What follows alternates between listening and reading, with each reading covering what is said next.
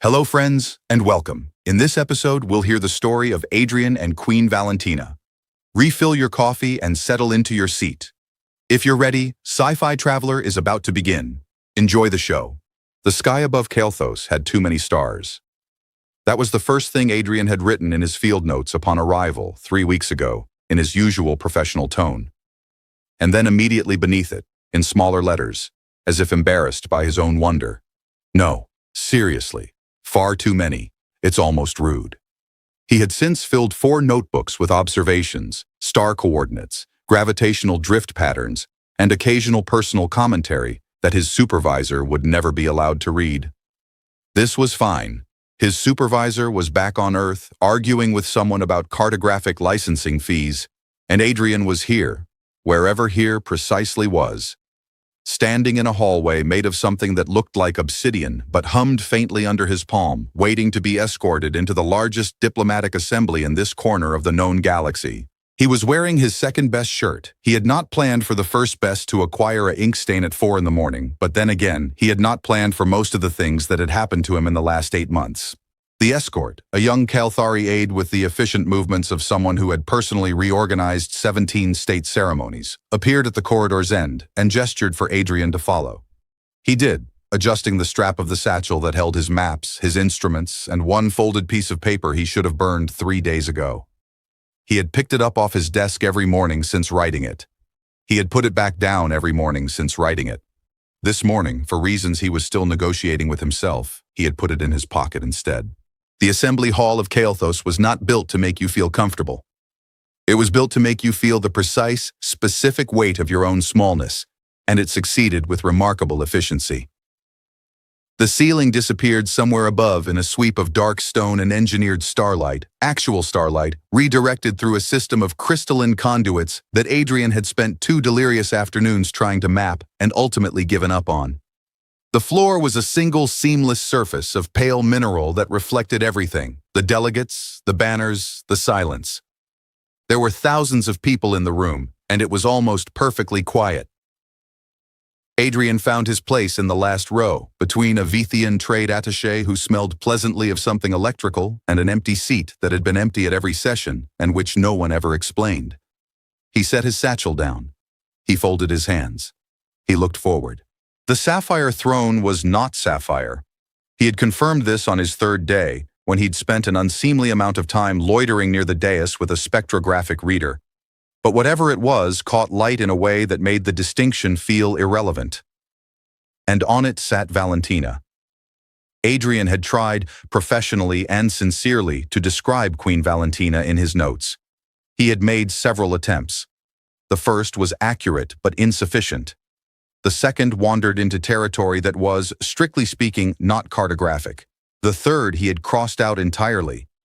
What remained in the margin of Notebook 2, page 41, was a single line that read, "She governs like someone who has already read every possible outcome and chosen the one with the least unnecessary suffering, and he stood by it, even now, as insufficient as it was." Her ears, the gentle, pointed curve of them, unmistakably Kalthari and unmistakably hers, were the one feature he had managed to describe with any accuracy, mostly because they were easier to look at than her eyes, which were gold in a way that gold usually failed to be, and which had, on 2 separate occasions, looked directly at him during sessions in a manner that he had been sensibly pretending to misinterpret ever since.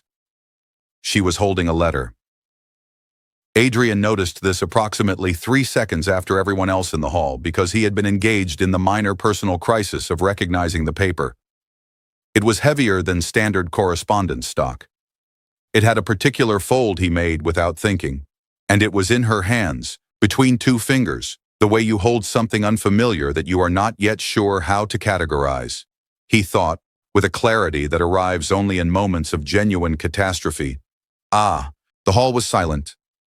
Valentina's golden eyes moved slowly across the assembled crowd, the sweep of it unhurried, deliberate, the way she did everything. And the assembled crowd, in response, performed a collective study of the floor that was almost choreographed. Diplomats found their shoes interesting. Ambassadors discovered urgent things to read on their data tablets. The Vethian attaché beside Adrian shifted slightly and produced a small holographic schedule from his sleeve, which he began reviewing with tremendous focus. Valentina's voice, when she spoke, carried without effort. That was a Caelthari thing, Adrian had learned. The acoustics of the hall were tuned specifically to the voice's lower register, designed so that the throne's occupant never needed to raise it. "This letter," she said, "was placed in the archive correspondence this morning. It is unsigned." A pause. "I would like to know who wrote it."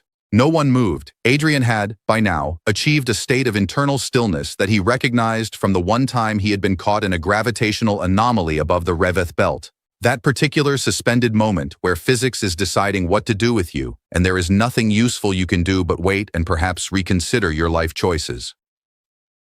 Then, because he was, whatever else, a man who had written the thing and meant every word of it, he stood up. 1,000 people turned to look at him, and Adrian had the distinct, uncharitable thought that this was probably what a star felt like in the last few seconds before it collapsed. Observed by everything, supported by nothing, quietly running out of time. He was standing in the last row, which meant the turning happened in a slow wave, like a tide coming in from the front of the hall, and he had the extraordinary privilege of watching the exact moment when each new section of the crowd registered that the person who had written a love letter to their queen was a human, appeared to have ink on his shirt cuff, and had seemingly no instinct for self-preservation whatsoever. The Vathian attaché beside him exhaled through his nose in a way that managed to communicate both sympathy and the desire not to be associated with what was currently happening. Adrian did not sit back down. He considered it. The option was right there. Geometrically speaking, the chair was still warm. But the letter was already in her hands, and his name, while absent from the page, was apparently present in every other relevant detail, because Valentina was looking at him now with an expression he could not fully read and golden eyes that gave nothing away for free. He had learned 11 words of Old Caelthari on a research binge 7 months ago that had started as professional curiosity and escalated, as these things do, into something more honest. He had learned 30 more the following week. By the time he wrote the letter, he had learned enough to say what he meant with a precision that his own language, flexible, imprecise, optimistic English, simply did not offer. Old Caelthari had a word, vathorin, that described the specific feeling of recognizing something essential in a person who was not made for your world. There was no English equivalent. He had used it twice in the letter and hoped she would understand that he was not being reckless, only exact. From the expression on her face, he could not yet determine whether this distinction was helping him. "Approach," Valentina said. Just the one word. The acoustics delivered it to him with perfect clarity, which he felt was almost considerate under the circumstances. He walked. The hall was long. He was aware of every step in a way that a person is usually only aware of steps when walking across something that might give way, and the analogy felt uncomfortably apt. The delegates parted for him. Not warmly, but efficiently, the way crowds part for things they haven't yet classified. He kept his chin up. He kept his hands still. He thought, with the detached lucidity of someone whose nervous system had temporarily handed over the controls to some calmer and possibly suicidal part of himself. At least the floor is interesting. And it was.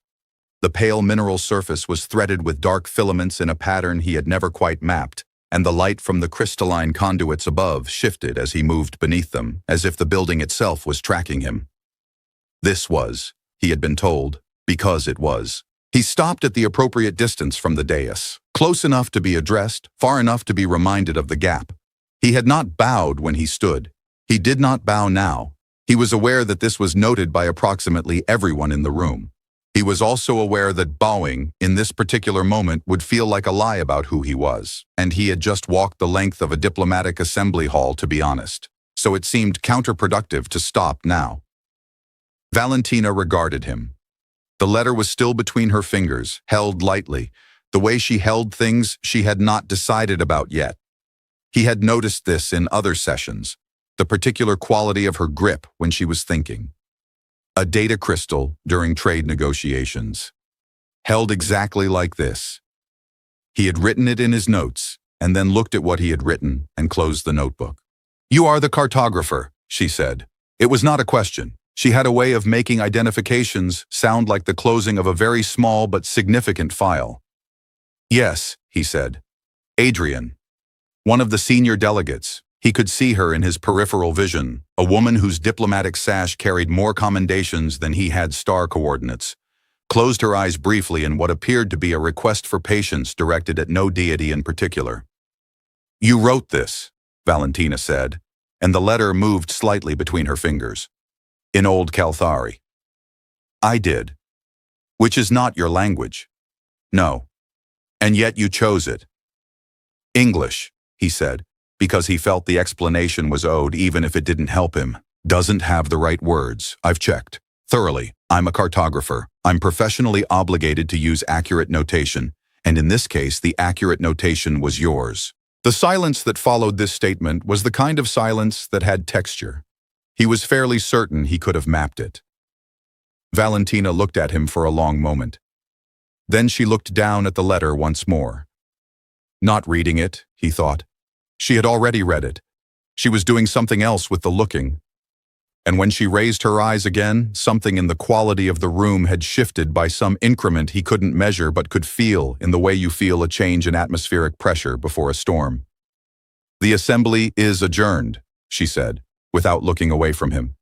"Until tomorrow's first bell." The sound that moved through the hall was not quite protest and not quite relief. It was the sound of 1,000 diplomatic professionals rapidly recalculating. Chairs moved, robes rustled. Somewhere behind him, the Vithian attaché made the small electrical sound that Adrian had come to understand was his species equivalent of a low whistle. The delegates filed out with the practiced dignity of people who were absolutely going to talk about this the moment they reached the corridor, and Adrian stood where he was because no one had told him to move and because, honestly, his legs were reserving judgment. When the hall had emptied, and it emptied thoroughly, with the exception of 2 royal guards who remained at the far doors like decorative facts, Valentina stood from the throne. She was not tall in the way that power sometimes manufactures height. She was simply present in a way that made the room arrange itself around her, and she descended the dais steps with the unhurried care of someone who had made this walk 10,000 times and still chose to do it deliberately. She stopped a few feet from him. This close, he could see that the letter had left a faint crease across 2 of her fingers from holding it. This close, her ears caught the redirected starlight from above and held it at their curved tips like something collected. "Come," she said, and turned toward the archive wing. "We have things to discuss that require fewer witnesses." Adrian exhaled, slowly, quietly, through his nose, in a manner he hoped conveyed professional composure and not the profound relief of a man who had just survived the first 30 seconds of what was clearly going to be a very long conversation. He picked up his satchel from where he had apparently been carrying it this entire time without noticing. He followed her. Behind him, the vast and emptied hall breathed its redirected starlight into the silence, and the pale floor with its unmapped filaments reflected everything and said nothing, the way good witnesses do. The archive wing of the Kelthos Assembly was the kind of place that made Adrian feel, professionally speaking, both deeply at home and quietly inadequate. The shelves, if shelves was even the right word for structures that curved upward in slow spirals and held their contents suspended in faint luminescent fields rather than on physical surfaces, rose 3 stories and contained what he had been told was the largest continuous record of navigational and astronomical data in the known quadrant. He had been told this on his first day by the same efficient aide who had escorted him everywhere, and he had spent the subsequent weeks in a state of sustained, low-grade reverence that he expressed primarily by arriving early and leaving late, and once, memorably, forgetting to eat for an entire day because he had found a stellar cartography scroll that predated human spaceflight by approximately 6 centuries. The room they entered now was smaller, a reading annex off the main archive, lit by the same crystalline light conduits as the hall, but arranged here in a warmer configuration, closer to amber than blue. There was a table of dark, humming material, 2 chairs, and a narrow window that looked out onto the second moon, which was currently doing something complicated with its orbit that Adrian had been meaning to document for 2 weeks.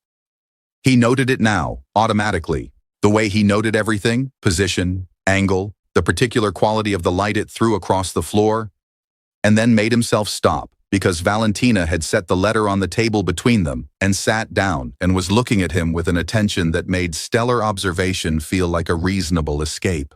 He He put his satchel on the floor beside him. He folded his hands on the table in what he hoped was the posture of a reasonable man, and not a man who had recently committed a significant diplomatic irregularity by having feelings. "How long have you been on Kelthos?" she said. Again, not quite a question. She had a way of phrasing things that suggested the answer was already somewhere in the room and she was simply waiting for him to locate it. 8 months and 11 days, he said.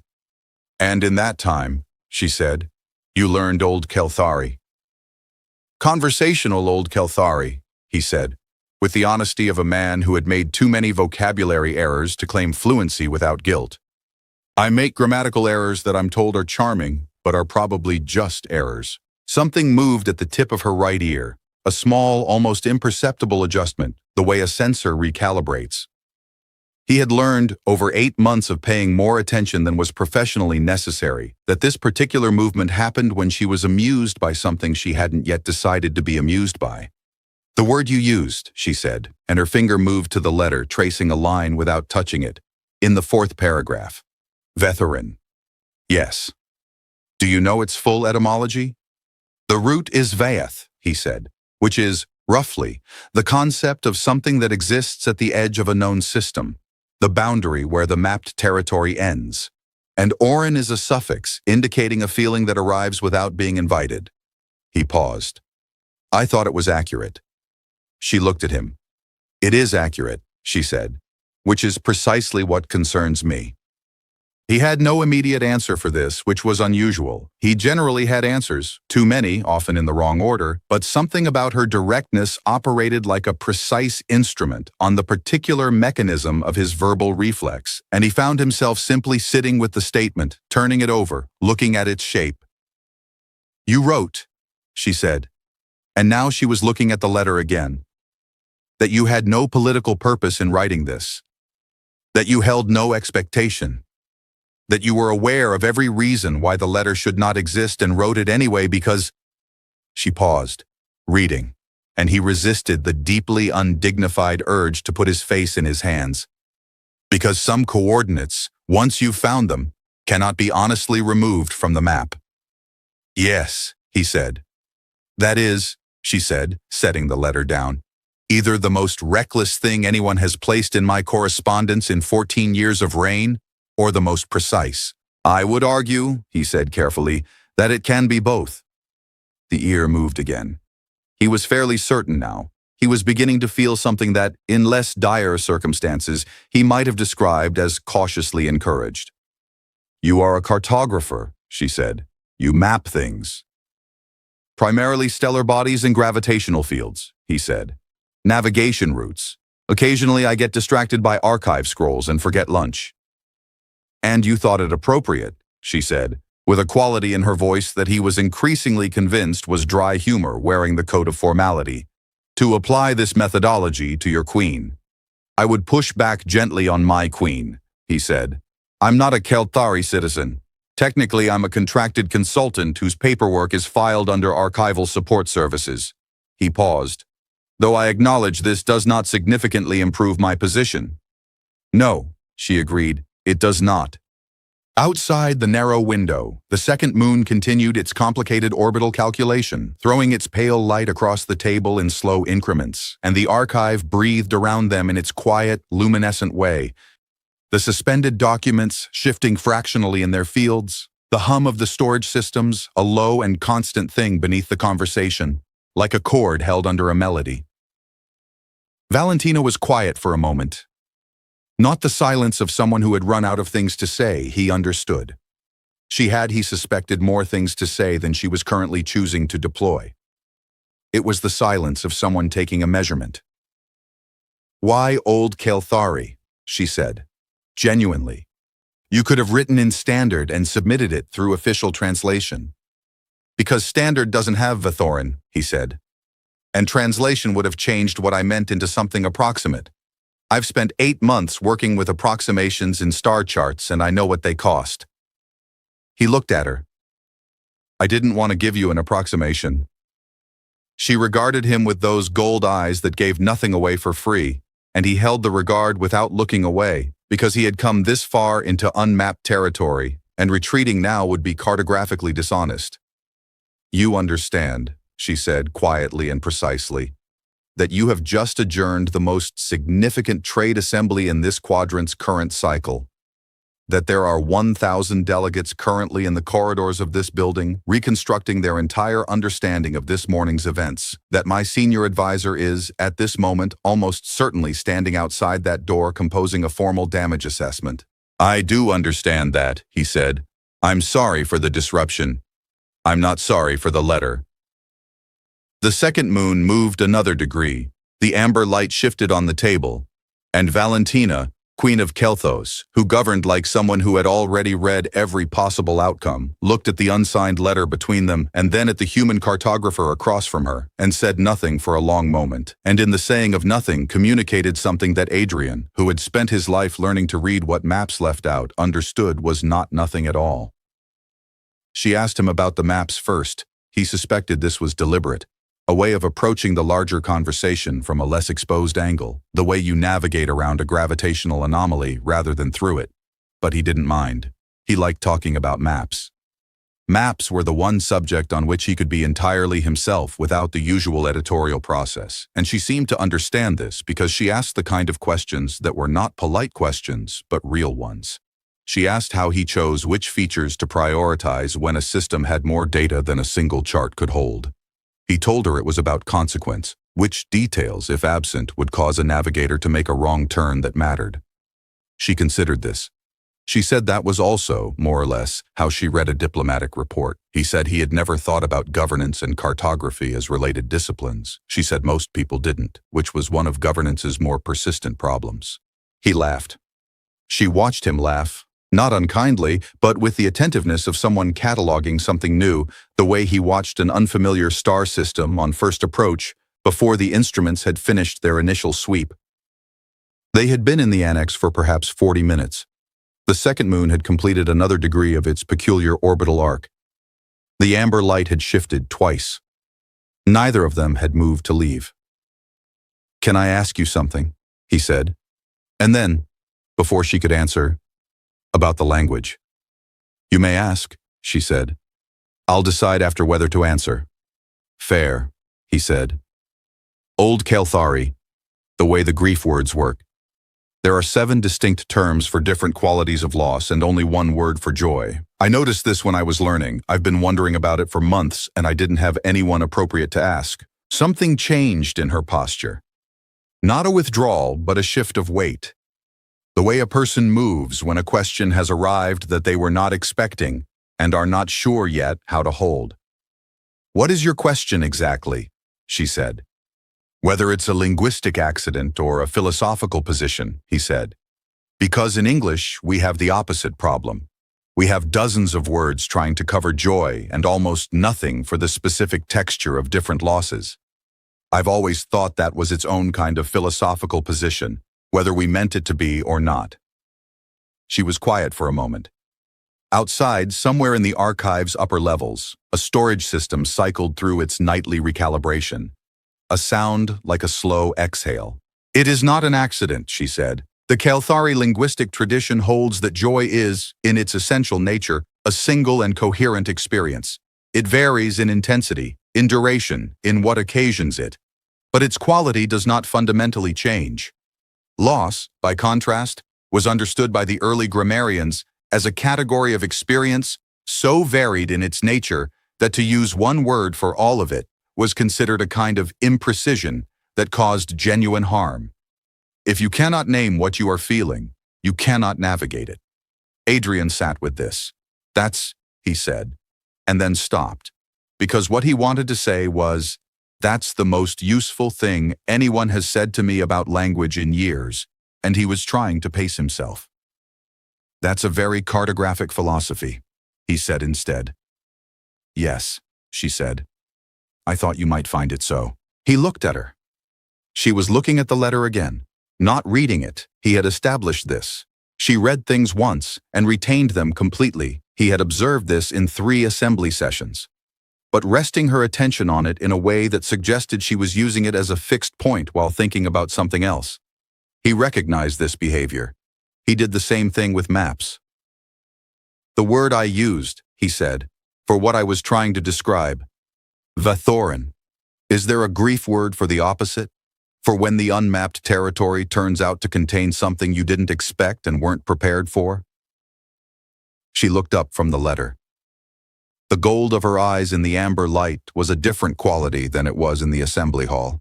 Warmer, he thought, or perhaps simply less defended. Yes, she said, it's Sorveth. What's its etymology? Sor is the act of crossing a threshold without intending to, she said. And Veth, you'll recognize it, is the boundary, the edge of the known system. She paused. Together, they described the experience of having crossed into unmapped territory before you realized you were moving. Adrian was quiet. The second moon threw its pale light through the window in a long diagonal across the table, bisecting the space between them with a precision that was either poetic or simply orbital mechanics, and probably both. That's also accurate, he said. I know, she said, and her voice had something in it that he was almost certain was not just the acoustics of the room. He reached into his satchel, not quickly, because nothing about this conversation had been quick and it seemed wrong to start now, and drew out notebook 2. He opened it to page 41, where the margin note about how she governed sat in his handwriting next to a star coordinate calculation. He turned it and placed it on the table so she could read it, because it seemed fair, given that she had read his letter in front of 1,000 people, that she should see at least one other honest thing he had written about her. She read it. The tip of her ear made its small adjustment. You wrote this, she said, in a cartographer's field notebook. I write everything in field notebooks, he said. I have 7. You appear in 4 of them, in the margins, which I recognize as either very romantic or very alarming depending on your perspective. In the margins, she said. The main sections are star charts, he said. I want to be clear about that.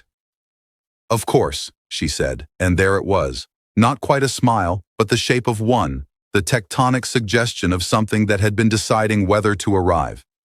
He felt it the way you feel a pressure change, the way you feel the first indication of a gravitational field before your instruments confirm it.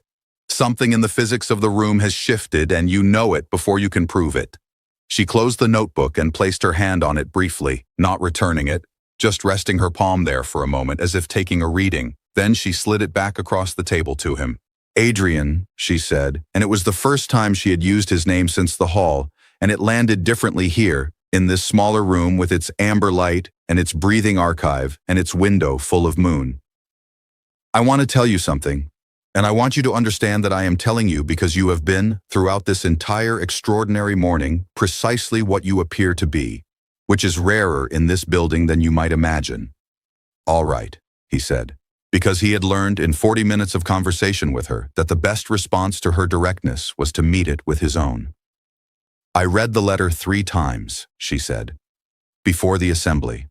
I read it at my desk, alone, before anyone else was in the building. And then I brought it to the hall because I needed to know if you would stand. The archive hummed around them. Somewhere above, a navigation scroll shifted in its luminescent field, turning slowly, patient as a compass finding north. Adrian looked at her across the dark, humming table and understood, with the particular and irreversible clarity of a cartographer who has just found the edge of the known world and seen what lies beyond it, that the conversation they were having was not the conversation he had expected to be having when he woke up this morning. It was more honest than that. It was more careful and more open and more frightening and more... He reached for the word and it came in Old Caelthari, because English, as established, did not have the vocabulary for this. Sorveth.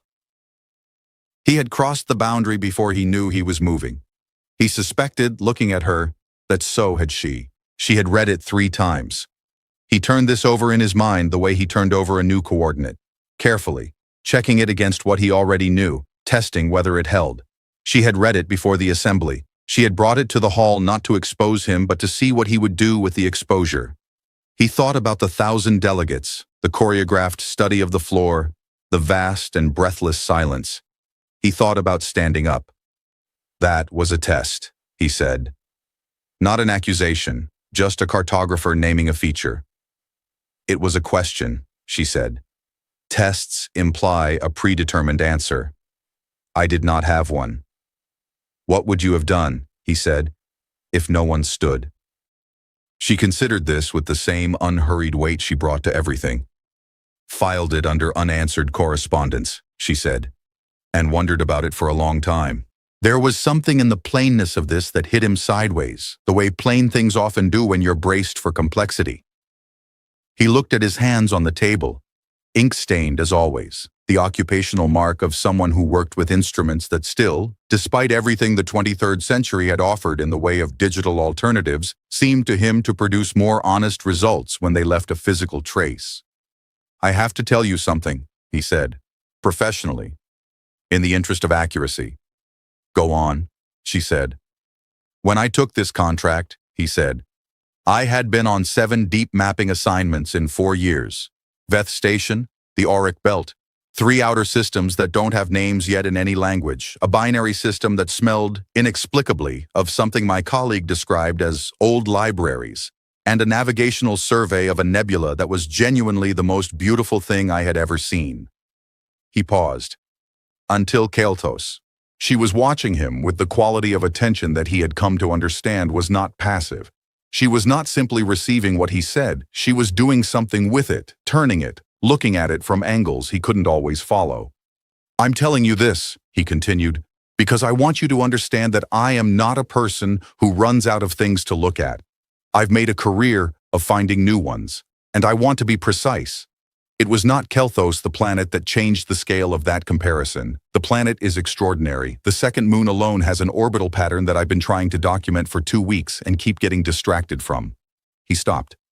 I'm getting distracted from it right now, actually. It's doing something interesting. He glanced at the window. She did not glance at the window.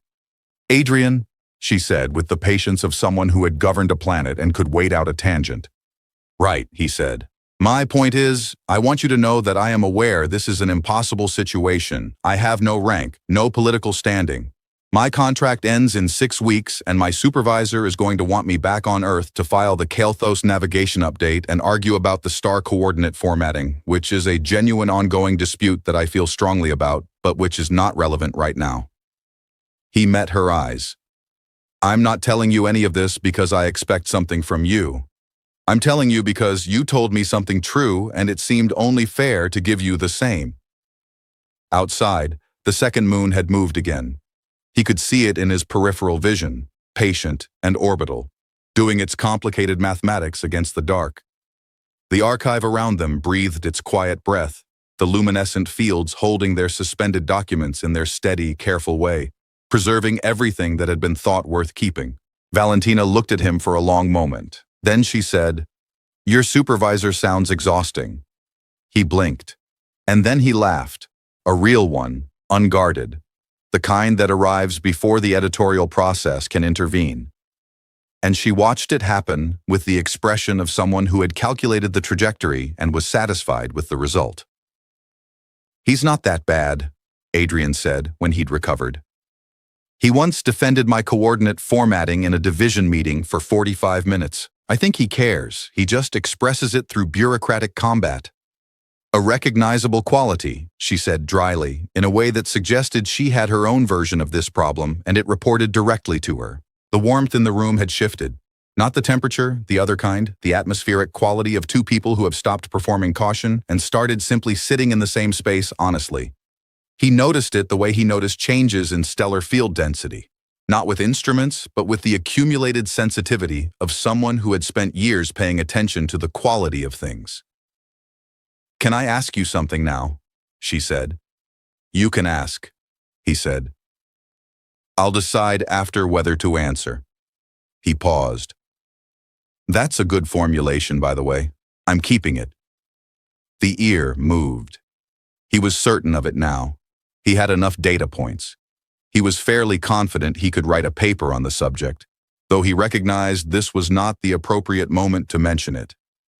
The letter, she said. You wrote it at, based on the archival intake timestamp, approximately 4 in the morning.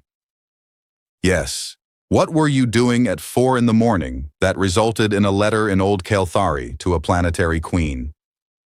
He considered, briefly, the possibility of a diplomatic answer. He discarded it. "I had been reviewing my star charts from the last month," he said, "and I noticed that I had annotated several of them with observations that were not, strictly speaking, stellar in nature. There was a note on the Kalthos orbital map that said the way she reads a data report is like watching someone do mathematics that everyone else in the room has already given up on. And beneath the northern constellation chart, there was a calculation I didn't remember making that turned out, when I looked at it properly, not to be a calculation at all." He paused. "It was a description of the way the light caught your ears in the third assembly session."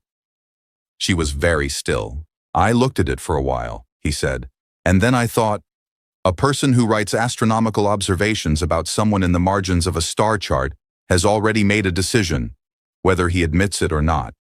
So I got out a clean sheet of paper, and I made it official."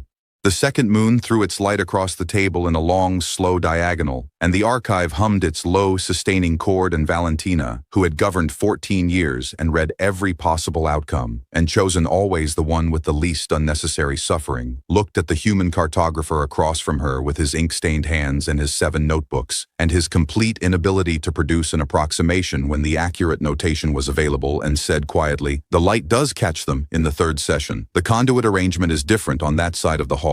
I've always been aware of it." He understood with the particular precision of someone trained to read what maps leave out that she was not talking about the light. He did not say this. "Some coordinates you mark and return to. Some things you let exist in the space between two people without immediately measuring them, because the measuring can wait and the moment cannot." He had learned this, not from cartography, but from 8 months of watching someone govern a planet, with the understanding that not everything worth knowing needed to be spoken to be true. They sat together in the amber light of the archive annex while the second moon completed another degree of its extraordinary orbit, and the story that had started with a letter on a table between them continued its slow and careful turn toward something neither of them had charted yet, and both of them, in their different and complementary ways, understood that this was not a problem. This was, in the oldest and most honest sense of the word, an exploration.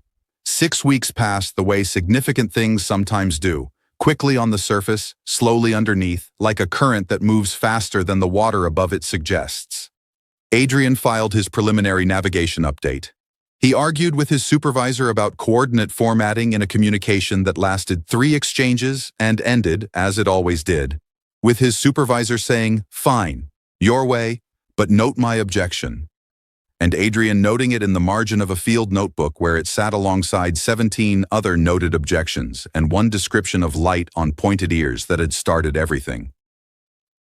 He completed the orbital documentation of the second moon, which turned out to have a gravitational resonance pattern that no existing chart in the Kalthos archive had recorded, and he presented the finding to the archive committee with the professional satisfaction of someone who has added something true and permanent to the body of known things.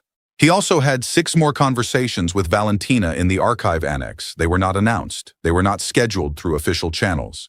They happened in the way that necessary things happen when 2 people have stopped pretending they don't need to happen, quietly, without ceremony, in the amber light of a room full of preserved knowledge, with the second moon doing its patient mathematics outside the window.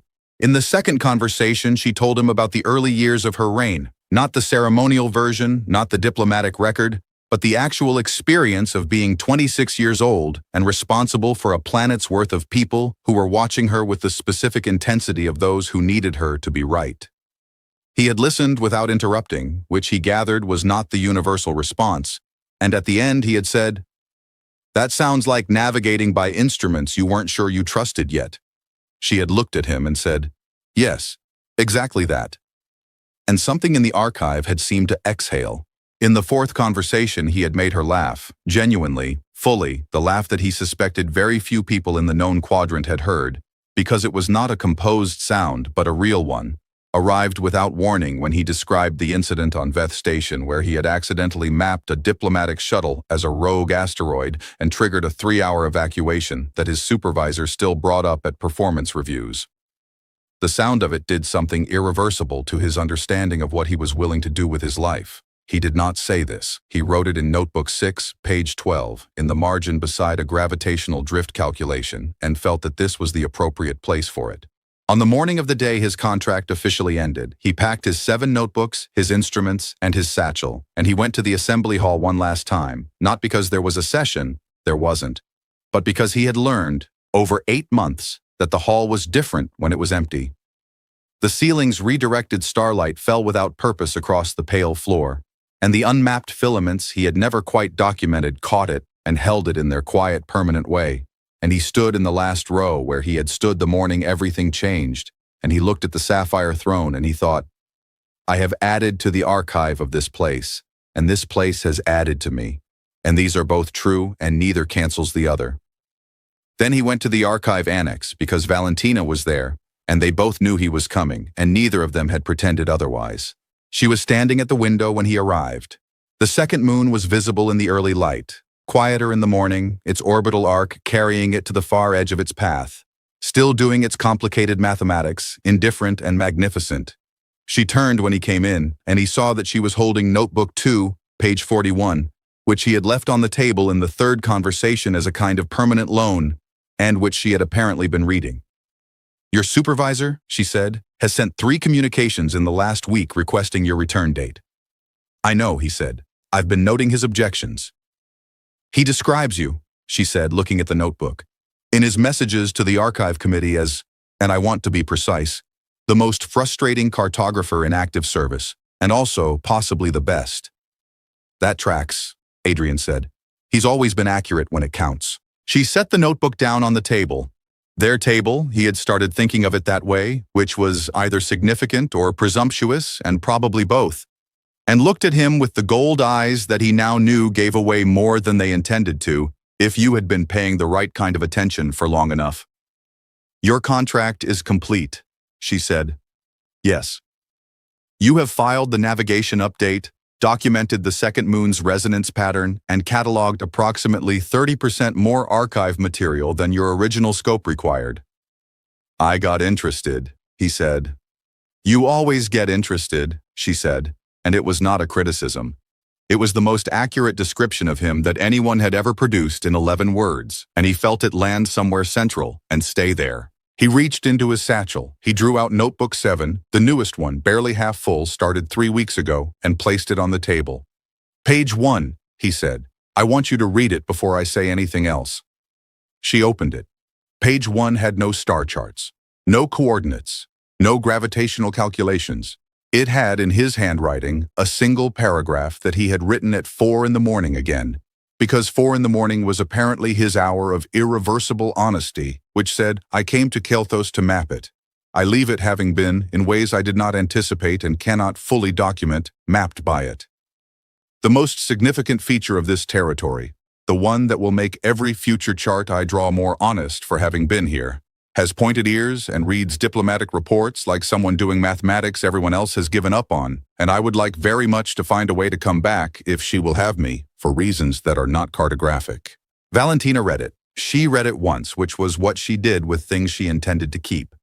Then she closed the notebook and she looked at him and she said, The resonance pattern you documented on the second moon. He blinked. Yes? It creates a navigational interference field that requires a permanent monitoring position, she said. Someone will need to maintain updated charts, continuously. It would need to be someone familiar with the system, with the archive, with the Kelthari stellar nomenclature. A pause. Someone who makes grammatical errors in old Kelthari that are probably just errors. He looked at her. She looked at him. The amber light of the archive fell across the table between them, across notebook 7, across the letter that was still there. It was always still there. She had never moved it. And the second moon hung in the window doing its patient, extraordinary mathematics, and somewhere in the upper archive, a navigation scroll turned slowly in its luminescent field. And Adrian, who had spent his life finding the edges of known worlds and marking what he found there, understood that he had just been handed a coordinate he would spend the rest of his life exploring. I would need to renegotiate my contract, he said. The archive committee meets tomorrow, she said. My supervisor will object. Noted in the margin, she said. He laughed. She watched him laugh, and this time she let the smile arrive without making it wait, small and certain and entirely hers, and it was the most precise thing he had ever seen, and he was a man who had spent his life in love with precision. He picked up notebook 7 and put it back in his satchel. He left the letter on the table, because it had always belonged there. Then he looked at her across the humming dark surface, across everything that had been said and everything that had accumulated in the amber-lit space between a human cartographer and a queen who governed like someone who had already read every possible outcome. And he thought, some territories, once you found them, cannot be honestly removed from the map. He had written that.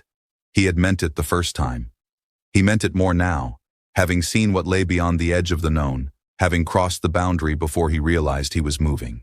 Outside, the second moon completed its arc and began its slow return, faithful as any fixed star, bright above the world that had, somewhere between a letter and a laugh and 6 conversations in amber light, become the most important coordinate he had ever placed on any map of anything. There is a particular kind of courage that no one teaches you and no institution certifies you for. The courage of standing up in a room full of people who have all decided, collectively and without discussion, to look at the floor. Adrian had no rank, no immunity, no plan. He had ink on his hands and a letter in his pocket and the stubborn, quiet conviction that some things are true whether or not you have the vocabulary for them, and that the search for the right word is never wasted, even when it leads you into a dead language, even when it leads you across a room that feels like the longest distance you have ever walked. We spend so much of our lives waiting for the conditions to be right, waiting until we are more prepared, more certain, more protected, waiting until the room is smaller, or the silence is less complete, or the person across from us is somehow less formidable. And sometimes, in the waiting, we file the most honest parts of ourselves under unanswered correspondence and wonder about them for a long time. Valentina read the letter 3 times before she brought it to the hall. She brought it not to punish, but to ask a question that had no predetermined answer. And the question, the real one, beneath all the politics and the protocol and the fractured constellation sky, was the same question that every person who has ever felt Vatherin has eventually had to face. Will you stand when standing costs something? Think about the letters you haven't sent, the words you've kept in your own language because the translation felt too risky, too imprecise, too exposed. Think about the room you're standing in, whatever room that is, and the person across it, and the distance that is not really a distance at all but a decision. Think about what it would mean to step forward from the last row, not with a plan, not with immunity, just with the ink still on your hands and the honest thing already written. Some coordinates, once you've found them, cannot be honestly removed from the map. Yes, friends, we've come to the end of another episode. Don't forget to enjoy the story, leave your thoughts in the comments below, and subscribe to Sci-Fi Traveler for more science fiction stories. See you in the next Sci-Fi Traveler episode.